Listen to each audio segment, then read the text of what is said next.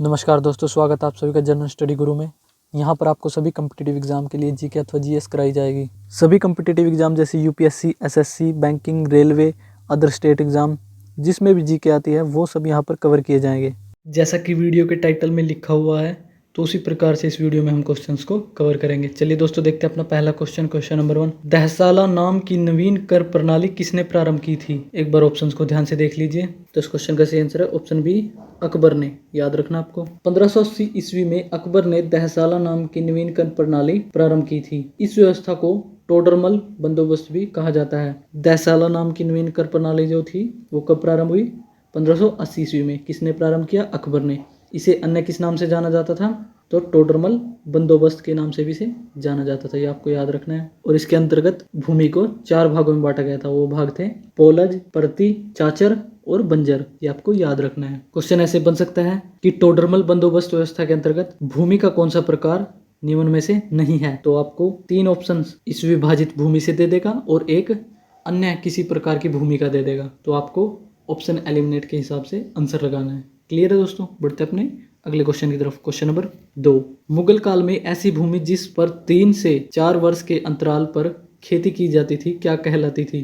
ए प्रति, बी पोलज, सी बंजर, डी चाचर। तो इस क्वेश्चन का सही आंसर है ऑप्शन डी, चाचर। याद रखना आपको। चाचर जो भूमि थी मुगल काल में, उस पर 3 से 4 वर्ष के अंतराल पर खेती की जाती थी। कितने वर्ष के अंतराल पर? 3 से 4 वर्ष के अंतराल पर। और जैसे अन्य ऑप्शंस दिए गए हैं उन्हें भी एक बार देख लेते हैं। प्रति जो भूमि थी, जैसा कि ऑप्शन ए में दिया गया है, इस भूमि पर 1 या 2 वर्ष के अंतराल पर खेती की जाती थी। पोलज जो भूमि थी, इसमें नियमित रूप से खेती होती थी। और बंजर जो भूमि थी, यह खेती योग्य भूमि नहीं थी, इस पर लगान नहीं वसूला जाता था। बंजर भूमि जिस पर कोई फसल ना उगे। याद रखना आपको दोस्तों, ये इंपॉर्टेंट क्वेश्चंस हैं। आपको वीडियो को पूरा देखना है। अगर आप वीडियो को पूरा देखेंगे तभी आप यहाँ से कुछ सीख के जाएंगे, वरना ऐसे ही 2-4 मिनट के लिए वीडियो को देखने का कोई फायदा नहीं है। दोस्तों, आपको जीके सब्जेक्ट को अगर सीक्वेंस से कवर करना है तो आपको इसी प्रकार से पढ़ना होगा। आपका कोई भी क्वेश्चन यहाँ नहीं छूटेगा। अगर आप लगन से तैयारी करते हैं तो आपको अवश्य ही उसका फल जरूर मिलेगा। चलिए दोस्तों, बढ़ते अपने अगले क्वेश्चन की तरफ। क्वेश्चन नंबर 3, मुगल काल में ऐसे किसान जो दूसरे गांव जाकर कृषि कार्य करते थे क्या कहलाते थे? एक बार ऑप्शंस ध्यान से देख लीजिए। तो इस क्वेश्चन का सही आंसर है ऑप्शन ए, पाही कास्त। याद रखना आपको। मुगल काल में पाही कास्त जो होते थे वो दूसरे गांव जाकर कृषि कार्य करते थे। और जैसे कि ऑप्शन बी में खुद कास्त दिया गया है, खुद कास्त वो किसान थे मुगल काल में जो उसी गांव की भूमि पर खेती करते थे जहां वो रहते हैं। ये आपको याद रखना है। और ऑप्शन सी मुजारियन दिया गया है, जो कि खुद कास्त कृषकों से भूमि किराए पर लेकर कृषि कार्य करते थे। ये आपको याद रखना है। क्लियर है दोस्तों? बढ़ते अपने अगले क्वेश्चन की तरफ। क्वेश्चन नंबर 4, मुगल काल में रुपए की सर्वाधिक ढलाई किसके समय में हुई थी? एक बार ऑप्शंस पर नजर डाल लीजिए। मुगल काल में रुपयों की सर्वाधिक ढलाई औरंगजेब के समय में हुई थी। आपको याद रखना है। औरंगजेब के समय में रुपये की सर्वाधिक ढलाई हुई थी। तो इस क्वेश्चन का सही आंसर है ऑप्शन सी, औरंगजेब। ये आपको याद रखना है। क्लियर है दोस्तों? बढ़ते हैं अपने अगले क्वेश्चन की तरफ। क्वेश्चन नंबर 5, आना सिक्के का प्रचलन किसने करवाया था? एक बार ऑप्शंस देख लीजिए। तो इस क्वेश्चन का सही आंसर है ऑप्शन ए, शाहजहां ने। आना सिक्कों का प्रचलन शाहजहां ने करवाया था। ये आपको याद रखना है। और जहांगीर ने अपने समय में सिक्कों पर अपनी आकृति बनवाई थी। ये आपको याद रखना है। साथ ही उसने उस पर अपना एवं नूरजहां का नाम भी अंकित करवाया था। किसने? जहांगीर ने। क्लियर है दोस्तों? बढ़ते हैं अपने अगले क्वेश्चन की तरफ। क्वेश्चन नंबर 6, वह मुगल कालीन लगान वसूल व्यवस्था जिसमें फसल का कुछ भाग सरकार द्वारा ले लिया जाता था उसे क्या कहा जाता था? तो एक बार ऑप्शन पर नजर डाल लीजिए। तो इस क्वेश्चन का सही आंसर है ऑप्शन सी, गल्ला बख्शी। ये आपको याद रखना है। गल्ला बख्शी व्यवस्था के अंतर्गत फसल का कुछ भाग सरकार द्वारा ले लिया जाता था। ये आपको याद रखना है। क्लियर है दोस्तों? बढ़ते अपने अगले क्वेश्चन की तरफ। क्वेश्चन नंबर 7, मुगल काल में स्वर्ण का सबसे प्रचलित सिक्का कौन सा था? एक बार ऑप्शंस पर नजर डाल लीजिए। तो इस क्वेश्चन का सही आंसर है ऑप्शन डी, इलाही। याद रखना आपको। स्वर्ण का सबसे प्रचलित सिक्का मुगल काल में इलाही था। सबसे प्रचलित दोस्तों। और सबसे बड़ा सिक्का वो था संसब, जो कि सोने का सिक्का था। सबसे प्रचलित सिक्का मुगल काल में इलाही था और सबसे बड़ा सिक्का संसब, जो कि सोने का बना था। और मुगल कालीन व्यवस्था का आधार चांदी का रुपया था। ये भी आपको याद रखना है। क्लियर है दोस्तों? बढ़ते अपने अगले क्वेश्चन की तरफ। क्वेश्चन नंबर 8, मुगल सेना कितने भागों में विभक्त थी? एक बार ऑप्शंस पर नजर डाल लीजिए। तो इस क्वेश्चन का सही आंसर है ऑप्शन बी, 4। मुगल सेना 4 भागों में विभक्त थी। कौन कौन से भाग है वो? एक तो है पैदल सेना, नंबर 2 घुड़सवार सेना, नंबर 3 तोपखाना, नंबर 4 हाथी सेना। मुगल कालीन जो सेना थी वो 4 भागों में विभक्त थी। आपको याद रखना है दोस्तों। हम पढ़ाई के वक्त पढ़ाई ही करेंगे, अन्य किसी भी टॉपिक पर बात नहीं होगी। ये आपका इंपॉर्टेंट समय है दोस्तों, इसे ऐसे ही जाने मत दें। अगर आप इस समय में कुछ हासिल कर लेते हैं तो आपकी बाकी की लाइफ आसानी से कट जाएगी। अगर आपको पढ़ने के लिए बीच बीच में मोटिवेशन की आवश्यकता है, आप कमेंट करके बताएं तो उस पर एक अलग से वीडियो बना दी जाएगी। लेकिन इन वीडियो में सिर्फ स्टडी की ही बात होगी, ये आपको ध्यान रखना है। क्लियर है दोस्तों? बढ़ते अपने अगले क्वेश्चन की तरफ। क्वेश्चन नंबर 9, मराठा साम्राज्य के संस्थापक कौन थे? एक बार ऑप्शंस पर नजर डाल लीजिए। तो इस क्वेश्चन का सही आंसर है ऑप्शन डी, शिवाजी।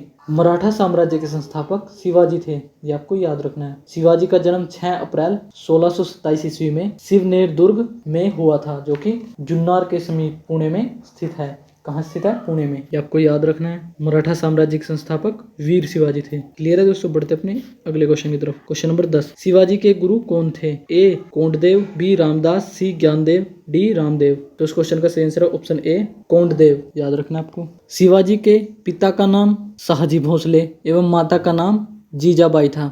ये भी इंपॉर्टेंट है दोस्तों। माता का नाम क्या था? जीजाबाई, और पिता का नाम शिवाजी के शाहजी भोसले। शाहजी भोसले की दूसरी पत्नी का नाम तुकाबाई मोहिते था, और शिवाजी के गुरु का नाम कोंडदेव। क्वेश्चन में हमसे पूछा गया है शिवाजी के गुरु का नाम, याद रखना आपको। बढ़ते अपने अगले क्वेश्चन की तरफ। क्वेश्चन नंबर 11, 5 जून 1674 ईस्वी को शिवाजी ने किस प्रसिद्ध विद्वान से अपना राज्याभिषेक करवाया था? एक बार ऑप्शंस पर नजर डाल लीजिए। तो इस क्वेश्चन का सही आंसर है ऑप्शन ए, श्री गंगा भट्ट। याद रखना आपको।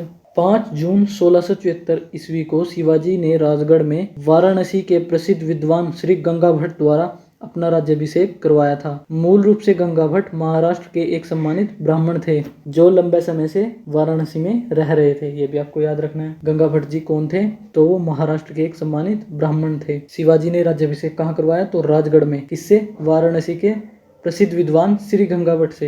ये भी आपको याद रखना है। मूल रूप से वो महाराष्ट्र के थे, लेकिन प्रसिद्ध विद्वान कहाँ के थे? वाराणसी के। कंफ्यूज नहीं होना है, याद रखना आपको। बढ़ते अपने अगले क्वेश्चन की तरफ। क्वेश्चन नंबर 12, वरकरी संप्रदाय की स्थापना किसने की थी? ऑप्शंस पर नजर डाल लीजिए एक बार। तो इस क्वेश्चन का सही आंसर है ऑप्शन सी, नामदेव। नामदेव के आराध्य देव पंढरपुर के विठोबा या विठल थे। विठोबा या विठल की उपासना को वरकरी संप्रदाय के नाम से जाना जाता है, जिसकी स्थापना नामदेव ने की थी। इनमें कुछ पद गुरु ग्रंथ साहिब में भी संकलित है, ये भी आपको याद रखना है। क्वेश्चन में हमसे पूछा गया वरकरी संप्रदाय की स्थापना किसने की थी? तो नामदेव ने। ये आपको याद रखना है। बढ़ते अपने अगले क्वेश्चन की तरफ। क्वेश्चन नंबर 13, निम्न में से किसने भक्तिपरक कविताएं लिखी जिन्हें अभंग भी कहा जाता है? ए रामदास, बी तुकाराम, सी नामदेव, डी एकनाथ। तो इस क्वेश्चन का सही आंसर है ऑप्शन बी, तुकाराम। तुकाराम ने भक्तिपरक कविताएं लिखी जिन्हें अभंग कहा जाता है। ये अभंग भक्तिपरक काव्य के ज्योतिपुंज है। भक्तिपरक काव्य के ज्योतिपुंज क्या है? तो अभंग। ये किसके द्वारा लिखे गए हैं? तुकाराम जी के द्वारा। याद रखना आपको। बढ़ते अपने अगले क्वेश्चन की तरफ। क्वेश्चन नंबर 14, शिवाजी की सेना में नियमित घुड़सवार सैनिक क्या कहलाते थे? एक बार ऑप्शंस पर नजर डाल लीजिए। तो इस क्वेश्चन का सही आंसर है ऑप्शन सी, डी पागा सेना। ये आपको याद रखना है। शिवाजी की सेना 3 महत्वपूर्ण भागों में विभक्त थी, पागा सेना, सिलहदार और पैदल। पागा सेना जो थी वो नियमित घुड़सवार सैनिक थे, और सिलहदार अस्थायी घुड़सवार सैनिक, और पैदल सेना जो थी वो पैदल सेना थी। क्वेश्चन में हमसे पूछा गया है कि सेना में नियमित घुड़सवार सैनिक क्या कहलाते थे? तो इसका आंसर होगा पागा सेना। ये आपको याद रखना है। बढ़ते अपने अगले क्वेश्चन की तरफ। Question number 15। दोस्तों ये कुछ अनइम्पोर्टेंट क्वेश्चन है जो कई बार परीक्षाओं में पूछे जा चुके हैं। इस वीडियो में वो क्वेश्चन भी कवर किए गए हैं जो प्रीवियस ईयर में आए हैं, और जहां से अगले आने वाले एग्जामों में क्वेश्चन बन सकते हैं, वो क्वेश्चन भी इस वीडियो में कवर किए गए हैं। क्वेश्चन नंबर 15, दहसाला नाम की नवीन कर प्रणाली को और किस नाम से जाना जाता था? दहसाला नाम की नवीन कर प्रणाली को टोडरमल बंदोबस्त के नाम से भी जाना जाता था। याद रखना आपको, कंफ्यूज नहीं होना है। बढ़ते अपने अगले क्वेश्चन की तरफ। क्वेश्चन नंबर 16, मुगल काल में उन किसानों को क्या कहा जाता था जो उसी गांव की भूमि पर खेती करते थे जहां के वो निवासी थे? तो आंसर है खुदकास्ट। मुगल काल में कृषक 3 वर्गों में विभक्त, एक तो खुदकास्ट, दूसरा पाहीकास्ट, तीसरा मुजारियन। ये आपको याद रखना है। बढ़ते अपने अगले क्वेश्चन की तरफ। क्वेश्चन नंबर 17, मुगल काल में सबसे बड़ा सिक्का कौन सा था? संसब सोने का सिक्का मुगल काल में सबसे बड़ा सिक्का था। और सर्वाधिक प्रचलित सिक्का इसी के साथ याद कर लेंगे, तो मुगल काल में सर्वाधिक प्रचलित सिक्का था इलाही। क्वेश्चन नंबर 18, मुगल काल में दैनिक लेन देन के लिए किसका प्रयोग किया जाता था? दैनिक लेन देन के लिए मुगल काल में तांबे के दाम का प्रयोग किया जाता था। इसका आंसर है तांबे के दाम का प्रयोग किया जाता था मुगल काल में। और मुगल कालीन अर्थव्यवस्था का आधार था चांदी का रुपया। दोस्तों ये क्वेश्चन आपको इसी प्रकार से पूछे जाएंगे और आपको कंफ्यूज नहीं होना है।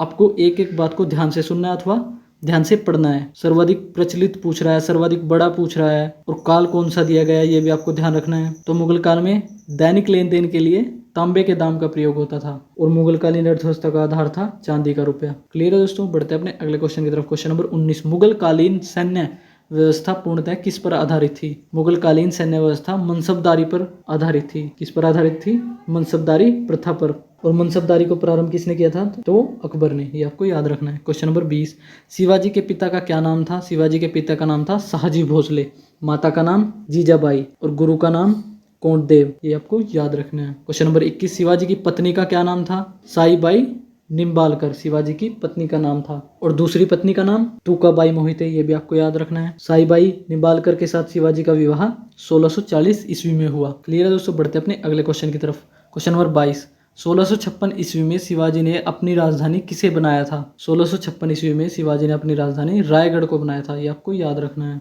क्वेश्चन नंबर 23, शिवाजी को औरंगजेब ने कहाँ कैद कर लिया था? शिवाजी को औरंगजेब ने जयपुर भवन में कैद कर लिया था। याद रखना है आपको। इंपॉर्टेंट क्वेश्चन है दोस्तों ये। शिवाजी को औरंगजेब ने जयपुर भवन में कैद कर लिया था। क्वेश्चन नंबर 24, शिवाजी के मंत्रिमंडल को क्या कहा जाता था? आंसर है अष्टप्रधान। शिवाजी के मंत्रिमंडल को अष्टप्रधान कहा जाता था। और अष्टप्रधान में पेशवा का पद सर्वाधिक महत्वपूर्ण एवं सम्मान का होता था। ये आपको याद रखना है। अष्टप्रधान जो कि शिवाजी का मंत्रिमंडल था, तो उसमें पेशवा का पद सर्वाधिक महत्वपूर्ण होता था। क्लियर है दोस्तों? बढ़ते अपने अगले क्वेश्चन की तरफ। क्वेश्चन नंबर 25, शिवाजी की सेना में अस्थायी घुड़सवार सैनिकों को क्या कहा जाता था? आंसर है सिलहदार। अस्थायी जो घुड़सवार सैनिक थे शिवाजी की सेना में, तो उन्हें सिलहदार कहा जाता था। और नियमित घुड़सवार सैनिक थे, उन्हें पागा सेना। ये आपको याद रखना है। उम्मीद करता हूं दोस्तों आपके सभी क्वेश्चंस आसानी से याद हो गए होंगे। अगर कोई कंफ्यूजन रह गई है तो आप वीडियो को दोबारा देख सकते हैं। और फिर भी अगर कोई कंफ्यूजन हो तो आप कमेंट में हमें बता सकते हैं। अगर आपको वीडियो अच्छी लगे तो लाइक शेयर जरूर करें और इस चैनल को सब्सक्राइब करें। और जो भी आपके दोस्त रिलेटिव कॉम्पिटिटिव एग्जाम की तैयारी कर रहे हैं उन तक ये वीडियो जरूर पहुंचाए। तो इस वीडियो में इतना ही दोस्तों। नमस्कार दोस्तों।